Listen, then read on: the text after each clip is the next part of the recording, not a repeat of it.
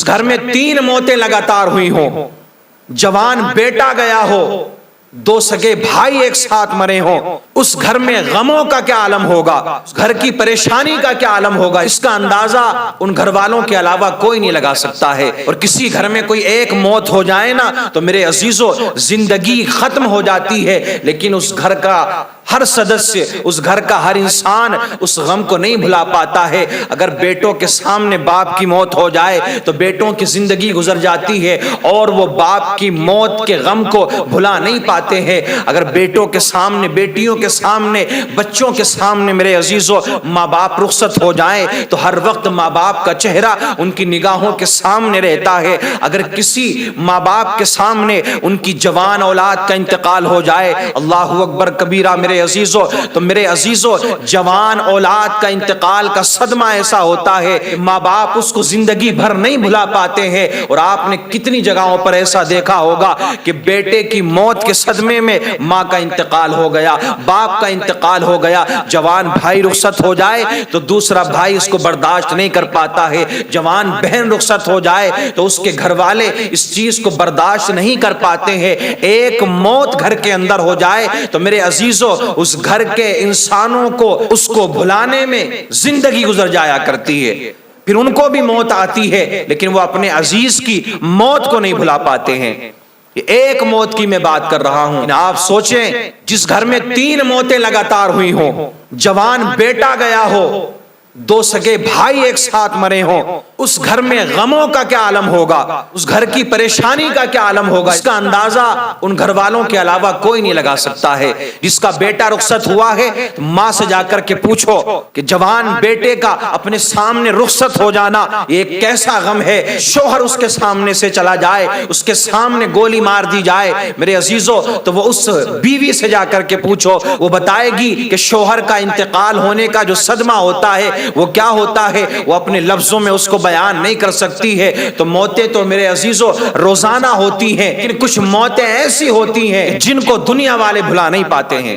اب ان قریب عید آنے والی ہے، لوگ تیاریاں کر رہے ہیں عید کی۔ میرے عزیزو کتنے لوگ تو ایسے ہیں کہ جن کو ہم جانتے ہیں کہ انہوں نے نمازوں کو اب چھوڑ دیا ہے، اب وہ نمازوں سے دور ہو گئے ہیں۔ انہوں نے یہ سمجھ لیا ہے کہ بس اب رمضان بھی ختم ہونے والا ہے، 1 مہینے کے لیے مسلمان ہم بنے تھے، بات ختم ہو گئی، ساری زندگی کی ہم نے نمازیں پڑھ لی، پورے سال کی ہم نے نمازیں پڑھ لی، اب نہ نماز کی ضرورت نہ کسی چیز کی ضرورت۔ اب وہ دین سے ایسے دور ہو جائیں گے کہ انہیں پہچان نہیں پاؤ گے آپ کہ ہاں یہ مسلمان ہیں یا کسی اور مذہب سے تعلق رکھنے والے ہیں۔ اللہ اکبر کبیرہ۔ عزیزو مسلمانوں ابھی رمضان گیا نہیں ہے، رمضان کا مہینہ موجود ہے، کثرت سے عبادت کر لے۔ جن پریشانیوں میں آج مسلمان مبتلا ہیں اللہ کی بارگاہ میں اپنے ہاتھوں کو اٹھا لیں، اس رب سے دعا کریں، اے اللہ ان پریشانیوں سے ہمیں نجات عطا فرما، مسلمانوں کا بول بالا فرما۔ میرے عزیزو مسلمانوں کو نا امیدی کا دامن نہیں تھامنا چاہیے۔ اب لوگ کہہ رہے ہیں فلاں جگہ پر یہ معاملہ ہو گیا،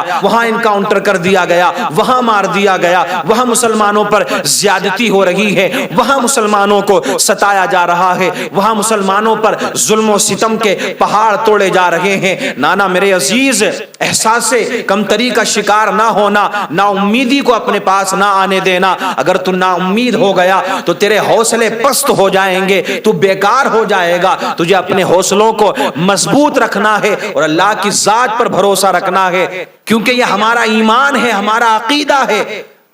کوئی دنیا والا ہمارے کام میں آئے یا نہ آئے ہمیں اس سے کوئی غرض نہیں ہے، دنیا والے سپورٹ کریں یا نہ کریں ہمیں کوئی غرض نہیں ہے، کوئی پارٹی مسلمانوں کا ساتھ دے یا نہ دے ہمیں کوئی غرض نہیں ہے، کوئی ذات کام میں آئے یا نہ آئے ہمیں کوئی مطلب نہیں ہے۔ مسلمانوں کو صرف ایک ذات پر بھروسہ ہے اور وہ اللہ کی ذات ہے۔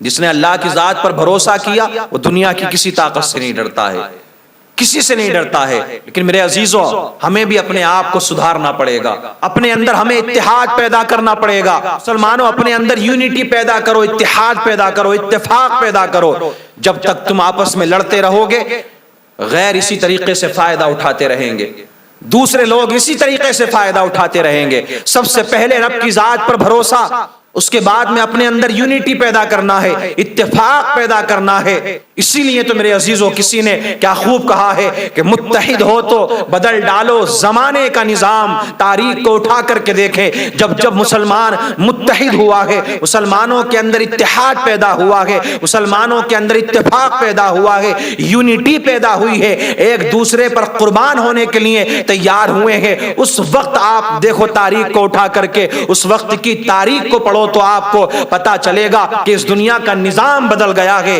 اسی لیے کہا گیا متحد ہو تو بدل ڈالو زمانے کا نظام، منتشر ہو تو مرو شور مچاتے کیوں ہو۔ صرف میسج کرنے سے، میسج شیئر کرنے سے، فوٹوز ویڈیوز شیئر کرنے سے کچھ حاصل ہونے والا نہیں ہے۔ اپنے اندر اتحاد پیدا کرو، یونٹی پیدا کرو، قابلیت پیدا کرو، اپنے اندر کسی کو جواب دینے کی قابلیت پیدا کرو، اپنے پاس میں علم والا ہتھیار رکھو۔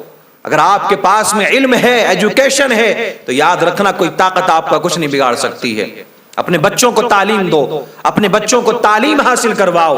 انہیں یوں ہی اگر کینٹین پہ بیٹھ کر وقت گزار دیا، چائے کی دکان پر بیٹھ کر وقت گزار دیا، ادھر ادھر بیٹھ کر سیاسی باتیں کرنے کے بعد میں اپنے ٹائم کو ضائع کر دیا، تو یاد رکھنا آنے والی نسلیں تمہیں بہت زیادہ کوسنے والی ہے، بہت زیادہ گالیاں دینے والی ہے۔ ہر ماں باپ کا اولاد پر یہ بھی حق بنتا ہے کہ وہ اپنی اولاد کو تعلیم حاصل کرائے۔ ضروری نہیں ہے کہ تو کسان ہے تو تیرا بیٹا بھی کسان بنے گا، تو پینٹر ہے تو تیرا بیٹا بھی پینٹر بنے گا، تو ڈرائیور ہے تو تیرا بیٹا بھی ڈرائیور بنے گا، تو اگر موٹر گیریج کا کام کرنے والا ہے تو تیرا بیٹا بھی وہی کام کرے گا۔ نانا تو یہ بن گیا ہے، محنت زیادہ کر لے اور اپنے بچوں کو تعلیم حاصل کرا لے، بچے کو قابل بنا لے۔ بے کعبہ کی قسم، اگر مسلمانوں تم نے اپنے بچوں کو قابل بنا لیا، اپنے بچوں کو ایجوکیشن دلائی، تعلیم دلا دی، آنے والا وقت ہمارا ہونے والا ہے۔ لیکن کیا ہے؟ تعلیم ضروری ہے۔ لوگ کہتے ہیں، شکایت کرتے ہیں مسلمان، ہمیں عہدے نہیں دیے جاتے، ہمیں کامیابی نہیں ملتی، ہمیں کسی عہدے پر نہیں بٹھایا جاتا۔ اپنے اندر وہ قابلیت پیدا کرو، اپنے اندر وہ ایبلٹی پیدا کرو۔ اگر آپ اپنے اندر وہ طاقت پیدا کریں گے، وہ ایبلٹی پیدا کریں گے، تو کوئی بٹھائے نہ بٹھائے تمہاری قابلیت تمہیں خود وہاں تک لے جائے گی۔ لیکن یہ کب ہوگا؟ جب ہم اپنے وقت کو یوں ہی ضائع کرنا چھوڑ دیں گے، بیکار چیزوں میں اپنے وقت کو خرچ نہیں کریں گے۔ سارا وقت ہم اپنے بچوں پر لگائیں گے، سارا وقت ہم اس بات پر لگائیں گے کہ مسلم معاشرے کو اور اونچائیوں پر کیسے لے جایا جائے۔ آپسی لڑائیاں بند کر دو میرے عزیزو، آپسی جھگڑے بند کر دو۔ جس دن تم نے آپسی لڑائیاں بند کر دی، آپس میں لڑنا بند کر دیا، ادھر ادھر کی پارٹیوں میں جانا بند کر دیا، کسی ایک کو چن لیا، تو یاد رکھنا اسی دن تم کامیاب ہو جاؤ گے، پھر کوئی تمہارا سامنا کرنے والا نہیں ہوگا۔